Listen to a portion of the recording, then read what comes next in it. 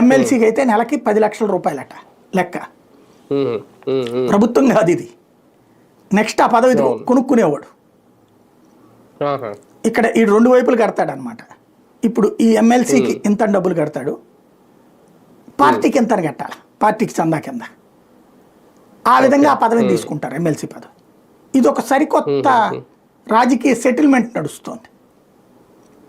తద్వారా ఆర్థిక అవసరాలు తీసుకుని ఇక ఎట్లాగూ ఇప్పుడు ఏముండదు, పోనీ అట్లాగనే ఉన్న ప్రోటోకాల్ ఇట్లాంటివి కూడా పాటించేది లేదు, చచ్చేది లేదు.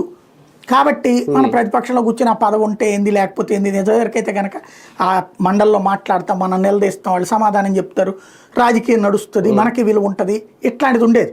ఇప్పుడు అట్లాంటి ఏం అక్కర్లా మాకు. అటు బానిస ఇటు బానిస, ఇంతే. ఒక రకంగా పదవుల్ని వేలం అంతే, పక్కాగా జరిగిపోతుంది. ఇది కూడా మళ్ళీ మధ్యలో 2 రకాలు. పార్టీ అనేటటువంటిది కూడా చందా తీసుకుంటది ఇక్కడ.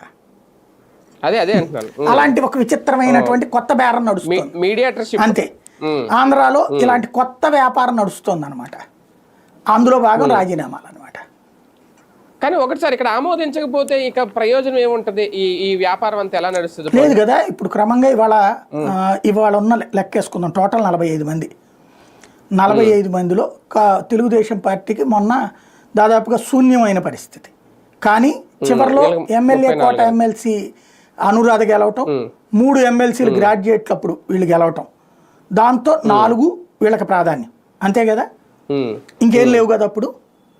45లో 4 వీళ్ళకు ఉన్నాయి. అదే తర్వాత ఇప్పుడు మొన్న 2 గెలిచారు, 3వది కూడా